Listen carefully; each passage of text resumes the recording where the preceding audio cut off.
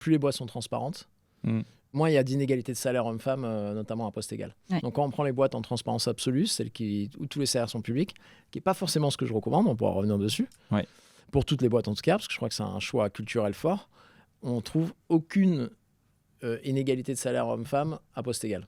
Ouais. Et au contraire, quand on prend les boîtes les plus opaques, c'est là où on a le plus tendance à trouver de l'inégalité. Donc déjà, tu vois, de facto, on remet ce côté normalement, puis à transparence, le transparence va vers l'équité, ce qui est le but de ces lois-là. Et après, dans le point, et on pourra revenir dessus, c'est que surtout quand ça va devenir une obligation, les boîtes qui, à aujourd'hui, ont fait le choix, qui a un vrai pas en avant, qui a un vrai risque, et quand je parle à plein de patrons d'entreprises, etc., ils n'ont pas envie d'aller vers là, c'est risqué, mais attends, je ne vais pas commencer à dévoiler les règles du jeu, les grilles de salaire, etc.